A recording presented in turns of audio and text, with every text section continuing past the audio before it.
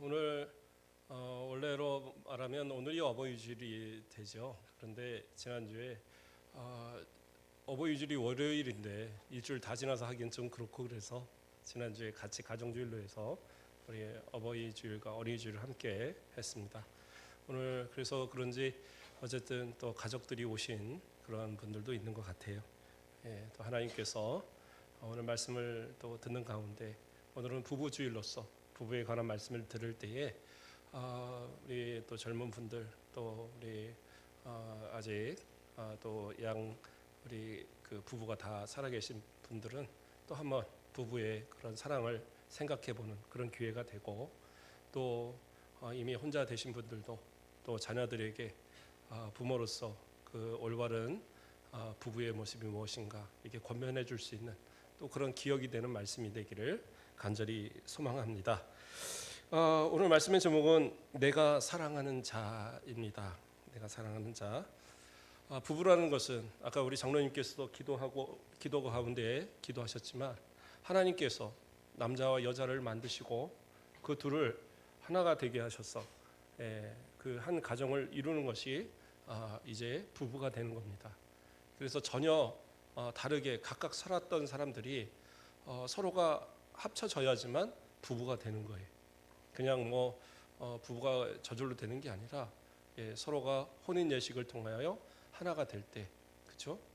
최소한 그 결혼 그 혼인 서약서에 가서 도장이라도 찍어야지 되는 거예요.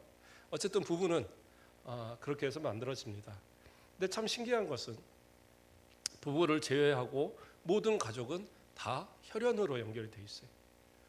어떤 상황에서도 깨지지 않고 어떤 상황에서도 아무리 부모가 자식한테 너 자꾸 그러면 호적을 파버린다 해도 팔 수 있는 게 아니에요. 어떻게 피를 갈아버리겠어요.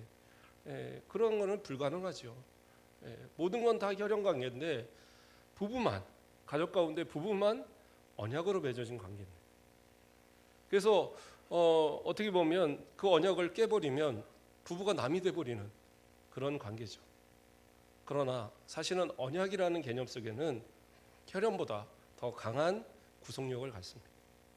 그래서 성경은 가정을 특히 부부의 관계를 지켜가는 것을 대단히 중요시하고 또 그것이 성경적인 가정의 모습이 됩니다.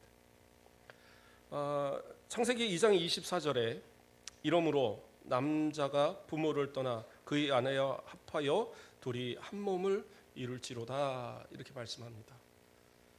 부부가 서로 맺어진다는 것, 그 언약으로 맺어진다는 것, 그것은 하나님께서 맺어주시는 거예요. 그 언약이라는 개념 속에 서로가 그냥 우리 결혼하자 그리고 도장 찍어서 서로 간의 약속으로 끝나는 게 아니라 하나님께서 주례가 되셔서 하나님께서 그 만드신 남자와 여자를 같이 합하여 이 부부가 되어서 가정을 만들도록 만들어 주셨다라는 거예요.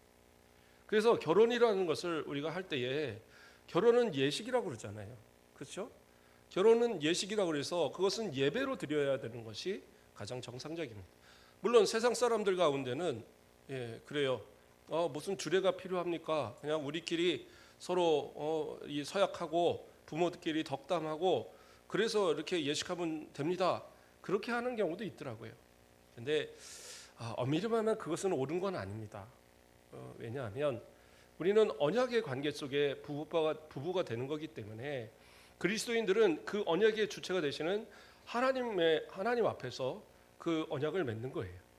그래서 목회자가 그 예식을 이끌음을 통하여서 하나님을 대리하여 그들에게 서약을 받고 그리고 그들이 한 몸 되었음을 선포하는 거예요.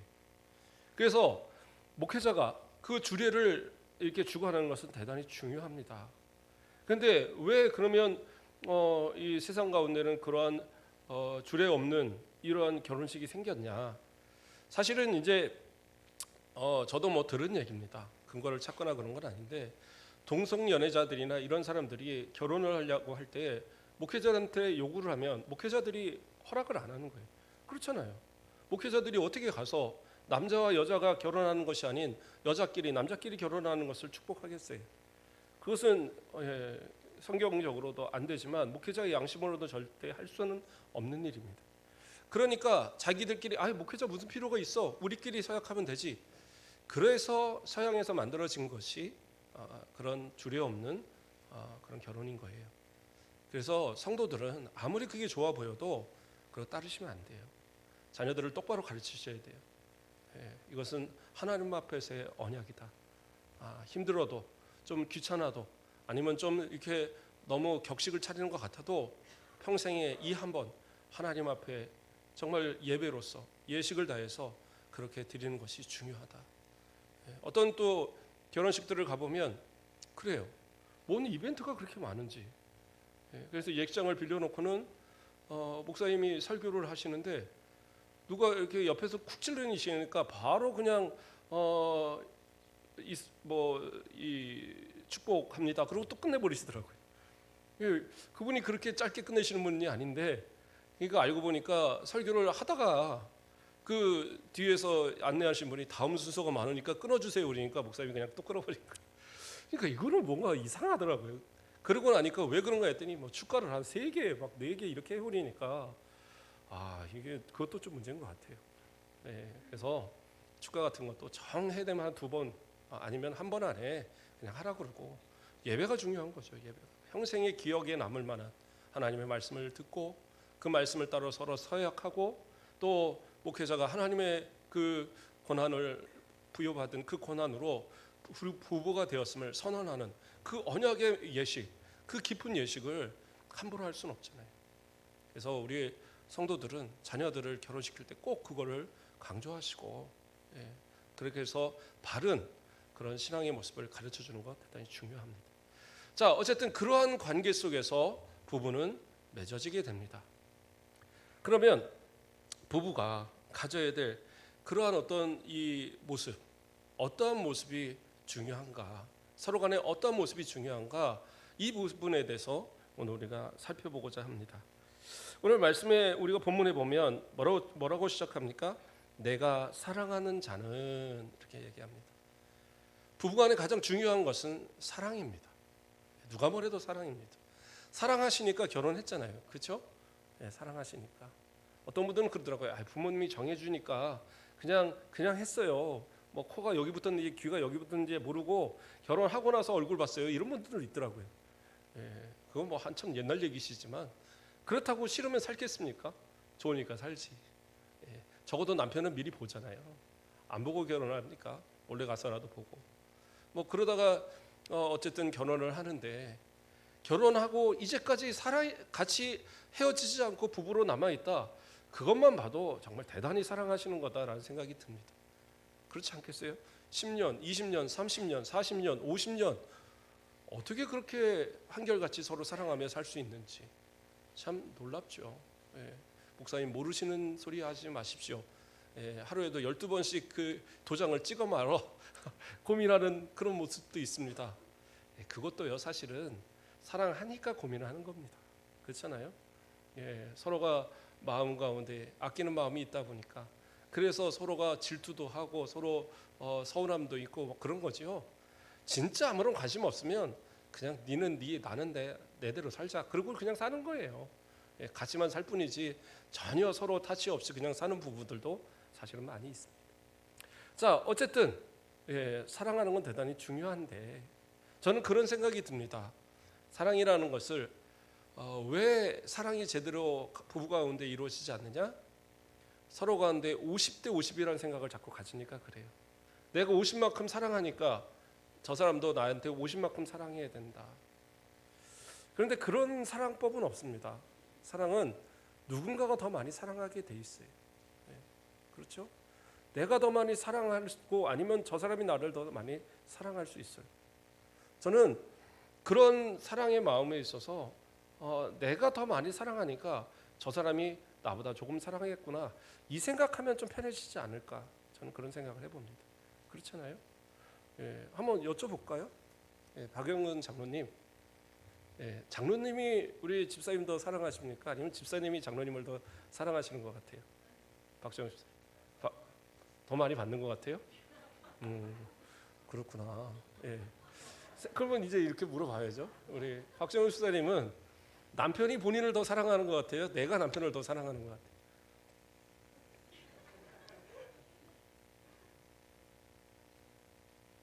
아니 그래도 누군가 더 사랑하는 게 있겠지. 예, 남편은 얘기하잖아요. 난 더 많이 받는 것 같다고. 아 그래요? 미치다고 생각은 안 드세요? 그런 생각은 안 들어요? 예. 그러면 정말 잘하시는 겁니다. 그러면 우리 장로님은 어떻게 해야 돼요? 더 많이 사랑하려고 노력을 해야죠. 서로 가운데 그러한 모습을 갖는 거 어떻게 보면 그게 더 중요한 것 같습니다. 처음보다 나중이 더 사랑스럽다라는 거. 저는 그게 중요하다고 생각을 합니다. 세상의 학자들은 얘기합니다. 뭐 이 세포라는 것이 3년만 지나면 사라진대요. 그러니까 우리 몸을 이루는 뭐 뇌부터 시작해서 모든 것이 3년만 지나면 그때의 세포들이 사라진다는 거예요. 그래서 사랑도 3년이 유효 기간이다. 이런 말을 하더라고요. 근데 저는 그거에 반대입니다. 왜? 예, 또 사랑하면 되잖아요. 오늘 아침에 또 사랑하고 저녁이 될 때 또 사랑하고 예, 그러면 되는 거 아닙니까? 그 사랑이 하루하루 계속되어지면 예, 사랑하는 거죠. 10년도, 20년도, 30년도. 그러면 좀 오래 사랑하신 분한테 한번 여쭤볼까요? 우리 김경호 권사님, 예, 양효문 집사님 사랑하십니까? 네, 사랑하시죠. 아니 진짜 사랑하시는 것 같아서 제가 여쭤보는 거예요. 그러면 이제 양효문 집사님한테 여쭤봐야죠. 우리 김경호 권사님 사랑하십니까? 아, 아멘. 예, 이건 박수 치셔요. 평생을 이렇게 사랑할 수 있다라는 거. 이게 하나님의 안에서의 모습이 아니라면 이게 어떻게 가능하겠어요? 그리고 하나님 앞에 기도하면서 우리 권사님 날마다 남편을 위해서 기도하고 남편은 가정을 위해서 기도하고 그렇기 때문에 부부 가운데 서로의 그 사랑이 끊이지 않고 계속되는 거 아니겠습니까? 그래서 사랑이라는 것은 계속되어져야 되는 거예요. 네. 그래서 부부라고 한다면 어떻게 해요? 내가 사랑하는 자가 되어야 돼. 사랑을 받는 자도 되어야 되고 또 내가 사랑하는 자도 되어야 돼. 그래서 저 사람을 볼 때마다 그런 사랑하는 마음. 그래서 제가 가끔 우리 박영근 장로님을 보면 우리 박정호 집사님을 보면서 막 너무 행복해하는 얼굴들을 가끔 봅니다. 그래서 참 사랑하시는구나. 근데 제가 솔직히 보면 박정호 집사님은 보면서 그렇게 행복해하시지는 않는. 어쨌든 서로 가운데 그런 사랑이 계속돼서 나중에 우리 김경옥 권사님의 우리 양효연 집사님의 나이가 되셔도 진짜 사랑하는 우리 장로님 부부가 되길 바랍니다. 축복합니다. 자, 이러한 사랑의 모습이 우리 성도들 가운데 있어야 되는 거예요. 그런데 이러한 부부들이 어느 순간 서로가 틈이 생기기 시작하면 이 사람 내가 헤어질 수 있다 이런 생각을 한단 말이에요. 그렇죠? 헤어지는 거 간단하잖아요. 어디 가서 하면 되나요? 뭐 서류 갖다 도장 한번 찍어갖고 제출하면 되는 거 아니에요? 여기 뭐 순천지법 뭐 이런 데 가갖고 하면 되는 거 아닙니까? 저도 절차를 잘 몰라서. 그럼 어쨌든 그렇게 서류 하나 내서 기간 지나서 둘이 합의하면 남이 됩니다. 어떻게 보면 혈연은 끊을 수 없는데 서로 간에 사랑이 식어버리고 그 종이짝이 하나에다 도장 찍어서 서로 헤어지겠다 맘먹어 버리면 나눠질 수 있는 게 부부예요. 그래서 부부간에 어떠한 마음을 갖느냐 이건 대단히 중요하다라는 거예요. 오늘 본문에 보면 그 다음에 나오는 이야기가 뭐예요? 내 사랑하는 자는 내게 속하였고 나는 그에게 속하였도다. 저는 이 구절이 우리 성도들이 우리 부부들 간에 가장 가져야 될 그런 마음이라고 생각을 합니다. 뭐예요? 나의 소유권을 상대방에게 주는 거예요. 그러니까 우리가 언약을 맺는다라는 것은 어떤 개념이냐? 나의 소유권을 당신에게 드린다라는 그런 개념이 되는 거예요. 이 아가서는 솔로몬과 술람비 여인의 서로의 그 사랑, 그래서 신랑과 신부의 사랑, 더 나아가서는 교회와 그리스도 간의 사랑, 그 사랑을 예표하는 것으로 이렇게 봅니다. 그래서 읽어보면 참 사랑이 애틋해요. 그래서 그 가운데 어떻게 보면 저는 가장 좋아하는 구절 중에 하나가 이거예요. 내가 사랑하는 자는 내게 속하였고 나는 그에게 속하였도다. 그래서 내 소유권이 그 사람에게 있다라는 것, 이것을 인정하면 그러면 서로 미워하거나 다투거나 불만 갖거나 이럴 이유가 있을 수가 없는 거예요. 그렇지 않겠어요? 내 소유권이 그 사람에게 있는데. 그래서 신약 성경에서도 그 뭐라고 얘기를 합니까? 마가복음 그 10장 죄송합니다. 마가복음 10장 8절 말씀을 보면 그 둘이 한 몸이 될지라 이런즉 이제 둘이 아니요 한 몸이니 이렇게 얘기하죠. 둘은 하나인 겁니다. 이제는 둘이 하나다. 이 개념은 뭐냐면 하나 각각이 존재했다는 거예요. 뭐 어떤 사람들은 반쪽이 나눠서 하나가 된다. 그게 아니라 둘 각각의 하나가 존재했었는데 이 존재한 사람들이 서로 맞춰서 하나가 되어진 거예요. 그게 가정인데 예수님께서도 그렇게 말씀하셨는데 그런데 어떻게 해요? 서로가 다를 수밖에 없는 존재들이 서로에게 맞춰지는 방법은 뭐가 있느냐? 나의 소유권을 상대방에게 주어서 상대방이 서로의 것을 주관하게 하면 그러면 간단하게 해결이 되는 겁니다. 저희 아내가 저한테 자주 하는 말 중에 하나가 뭐냐면 로또 같은 남편이다라는 얘기를 가끔 합니다. 로또 같은 남편. 로또 아세요? 복권. 그래서 왜 로또 같은 남편이냐? 난 좋은 말인 줄 알았어요. 그때 어디서 듣고 와서 하는 말이 더럽게 안 맞는다고. 성격이 안 맞는다고. 그래도 잘 삽니다. 왜요? 사랑하니까. 제가 사랑하니까. 아내를 정말로 저는 사랑합니다. 진짜 사랑합니다.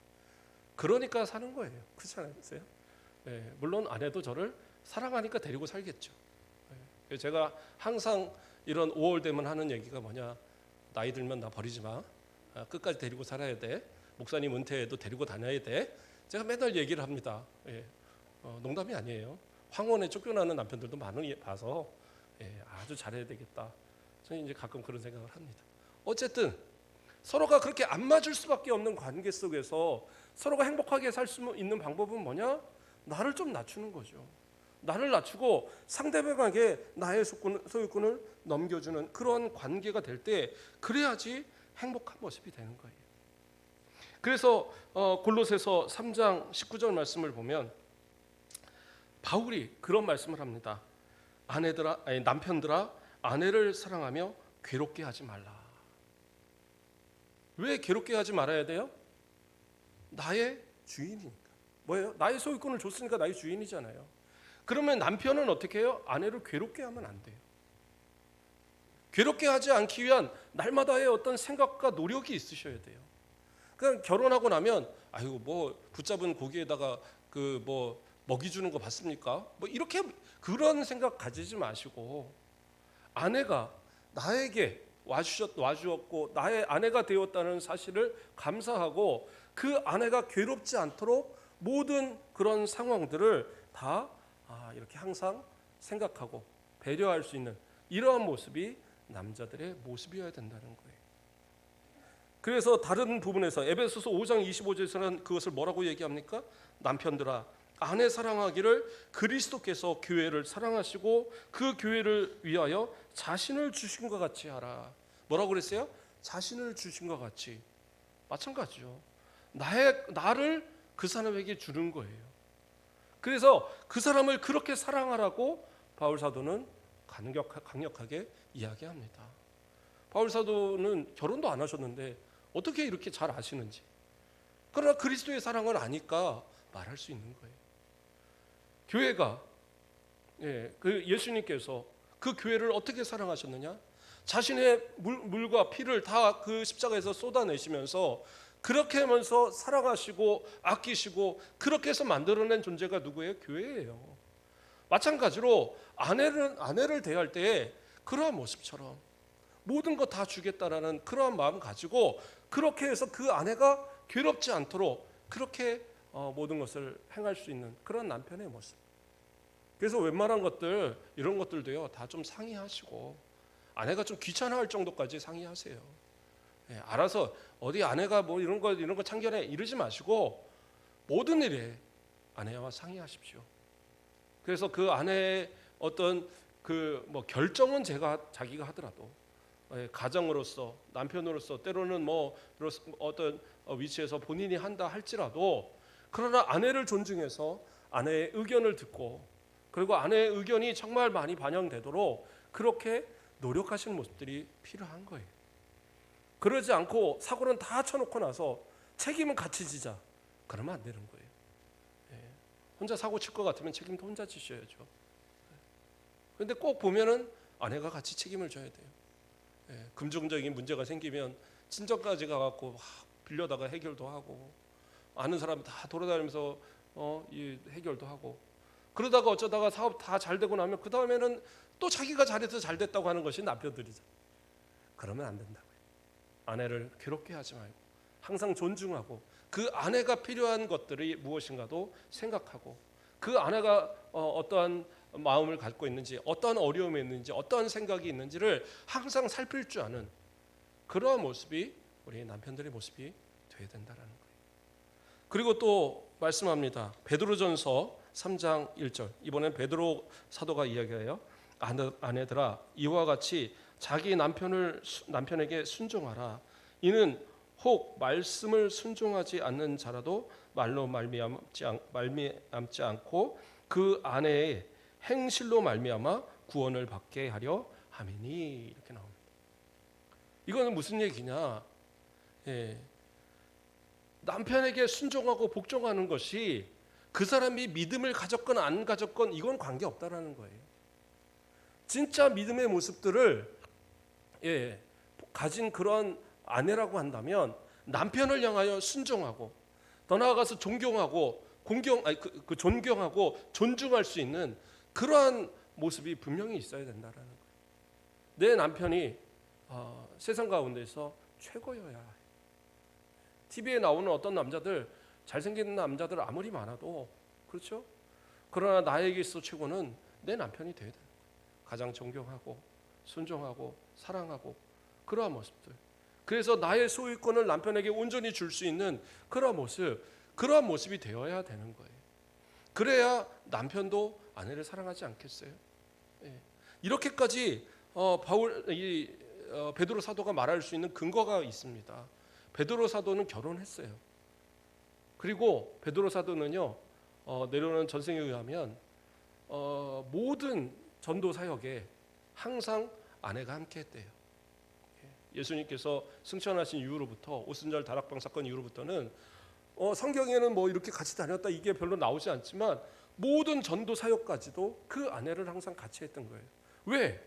아내가 항상 나에게 존중하고 나를 협력해주고 나를 위해주고 하는 그 모습이 있으니까 아내가 있어야지 좋은 거예요. 아내가 있어야지. 아내가 옆에서 힘을 줘야지 더 할 수 있는 거예요. 그러니까 주의 일을 더 잘 감당하기 위해서 항상 아내를 태동했던 거죠. 성경에도 근거는 분명히 있습니다. 고린도전서 9장 5절 말씀을 보면 우리가 다른 사도들과 주의 형제들과 게바와 같이 믿음의 자매된 아내를 데리고 다닐 권리가 없겠느냐. 바울이 한 말이거든요. 여기서 말하는 게바가 베드로입니다. 그러니까 베드로는 아내가 그렇게 순종해주고 아내가 그렇게 섬겨주고 아내가 자기를 존중해주고 하는 그 일로 인해서 힘을 얻어서 어떻게 보면 예수님 승천하신 뒤에 이 예루살렘 교회를 또 온 교회를 바로 세우는데 가장 큰 역할을 했던 그런 사도로서 수제자로서의 그 역할을 잘 감당할 수 있었던 일이 어떻게 가능했느냐? 아내 때문이라는 거죠. 그러므로 아내는 어떻게 해요? 아내 하기 따라서 내 남편이 잘 되는 거예요. 내 남편이 밖에서 대우 못 받고 다니고 내 남편이 하는 일이 잘 안 되고 내 남편이 무슨 뭐 하는 것마다 자꾸 이렇게 뒤처지고 이런다. 그러면 누구 때문이에요? 아내 때문이라고 생각하셔야 돼요. 남편을 존중하고 남편이 정말 어디 가서 무시당하지 않을 만큼 그렇게 남편을 잘 대해주는 것. 그래서 잠언에서도 보면 현숙한 여인이 뭐예요? 남편에게 좋은 옷을 잘 지어서 입히고 그래서 남편이 당당하게 나아가서 나아가서 그 성문 앞에 있는 장로들과 이야기 나누면서 그렇게 대우받도록 만드는 그 역할, 그게 현숙한 여인 가운데 하는 일 가운데 하나거든요. 그러므로 이 아내가 남편을 어떻게 존중하냐에 따라서, 어떻게 섬겨주냐에 따라서 그 남편의 어떤 밖에서의 삶도 또 인정받고 존중받는 그런 모습이 될 수 있다는 거예요.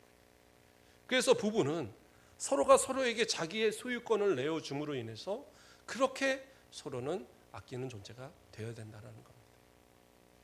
더 나아가서 이 아가서에는 바로 이 유사한 구절이 두 번 더 나옵니다. 6장에 가서도 나오는데 6장 3절에서는 나는 내 사랑하는 자에게 속하였고 내 사랑하는 자는 내게 속하였으며, 그래서 똑같이 나와요. 똑같은 말이 나오는데 7장 10절에 가서는 그 말이 좀 바뀝니다. 뭐라고 나오냐면 나는 내 사랑하는 자에게 속하였도다 이렇게 나와요. 그러니까 그 솔로몬이 내게 속했다라는 말을 하지 않아요. 그저 뭐예요? 내가 그 솔로몬에게 속하였다라는 말만 해요. 그 의미는 무슨 얘기인 줄 아십니까? 이제는 그 남편이 내게 사랑을 주건 나에게 무엇인가를 베풀건 그게 중요하지 않다라는 거예요. 내가 전심을 다해서 그 사람을 진심으로 사랑하겠다, 그것만 고백하는 거예요. 어떻게 보면 사랑은 이렇게까지 발전해 가야 되는 거예요. 처음 부부들이 싸우는 이유가 아까 말한 것처럼 50대 50 뭔가 손해본 것 같고, 처음에 약속할 때는 내가 밥을 하면 저 사람이 설거지를 하기로 했는데 이러지 않는다는 거예요. 특히 시어머니만 오시면 안 하고 그냥 버팅기고 있고 막 이거 그렇잖아요. 그런데 그것도 생각해 줘야 되는데 이 아내 막 그런다고요. 그렇다고 그래서 뭐 장모님 오면 그렇다고 또 딸은 쉬고 그런 거 아니잖아요. 이러다 보면 막 오해가 생기고 서로가 그렇고. 그런데 어떻게 해요? 내가 차라리 100% 사랑하겠다 마음 먹어버리면, 그래 내가 더 많이 사랑해서 저 사람이 나에게 사랑하지 못하는 것까지 내가 더 사랑해버리겠다라고 마음 먹어버리면, 그러면 내가 손해봤다 생각할 이유도 없고 미워할 이유도 없고 질투할 이유도 없고, 그렇지 않겠어요? 그냥 그것으로 만족하는 모습이 된다는 거예요. 그런데 생각을 해보세요. 내가 진짜 그렇게 100%막 사랑을 쏟는데 그걸 받는 사람이 뭐 이거 당연한 거지 이렇게 생각하는 바보가 어디 있겠어요? 아무리 잘 미련한 남편이라도 아내가 그렇게까지 사랑해주면 어디는 나가서도 우리 아내가만큼 이런 아내가 없다 자랑하지 않겠어요? 그게 팔불출이죠. 그러한 모습들을 만드는 것은 아내의 모습일 것이고, 남편이 정말 사랑을 베푸는데 그 사랑이 부족하다고 원망하는 그런 아내가 어디 있겠어요? 감사해 하고, 그렇죠?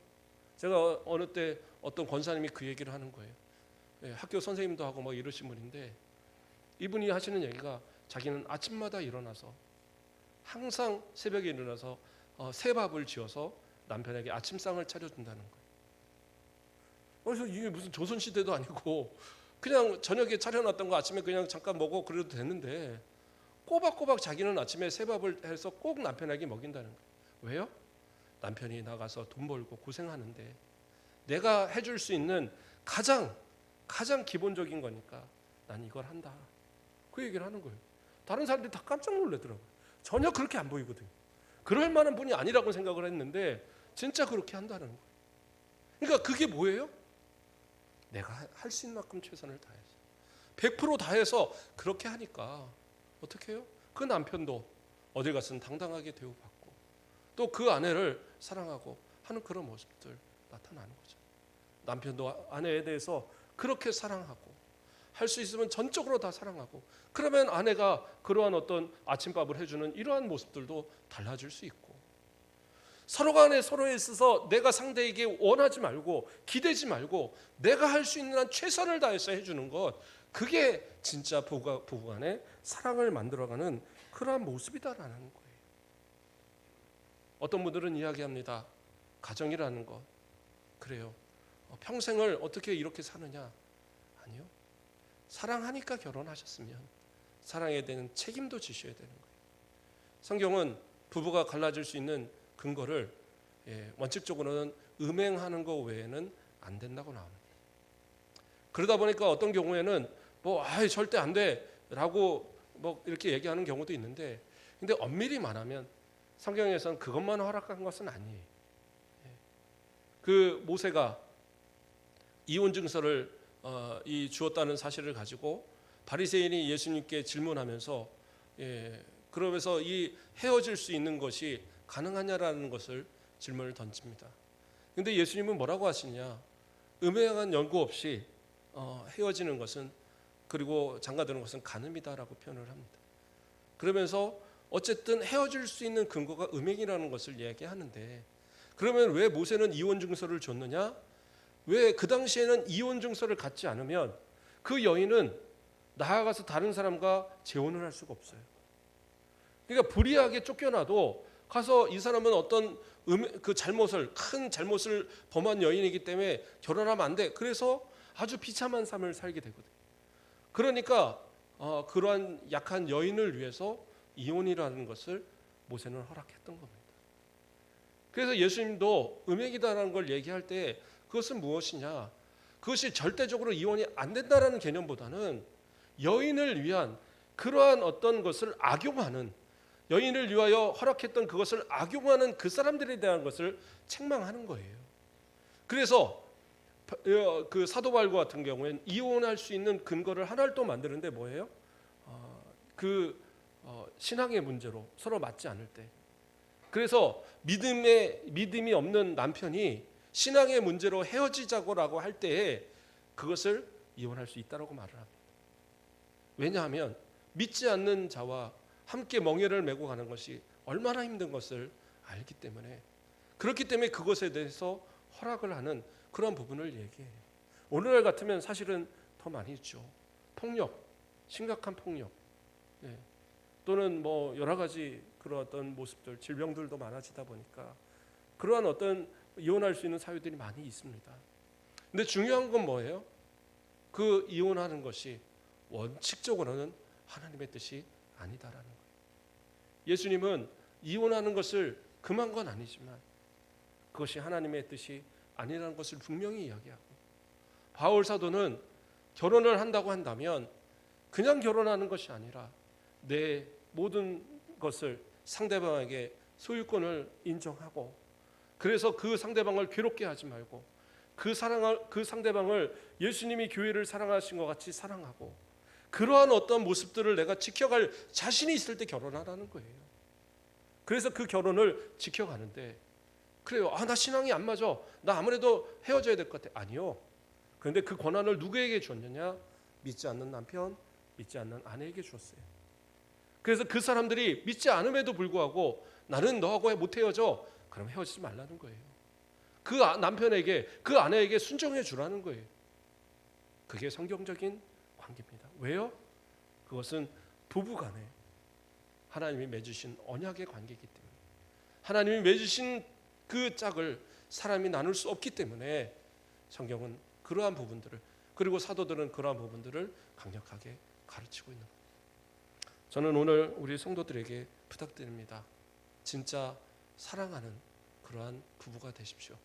그리고 그 사랑하는 모습들을 자녀들에게 보여주시고, 그래서 그 자녀들이 내 부모처럼, 내 어머니가 아버지를 사랑하는 것처럼, 내 아버지가 어머니를 사랑하는 것처럼 나 그렇게 사랑하겠다, 그리고 그렇게 가정을 만들겠다, 그러한 마음을 가질 정도로 정말 자녀들에게 부끄럽지 않는 가정, 그러한 말씀 만들어 주시고, 저도 마찬가지고 우리 성도들도 마찬가지고 주님 앞에 섰을 때에 그 어떻게 보면 가장 작은 교회, 우리 가정을 하나님 앞에 잘 키우고 잘 갖고 온다라고 칭찬받는 저와 여러분 되시길 주님의 이름으로 축복드립니다. 기도하겠습니다. 사랑의 하나님, 감사를 드립니다. 오늘 부부주의를 맞이하여서 성경 안에서 우리가 부부로서 서로 가져야 될 그러한 자세를 살펴보았습니다.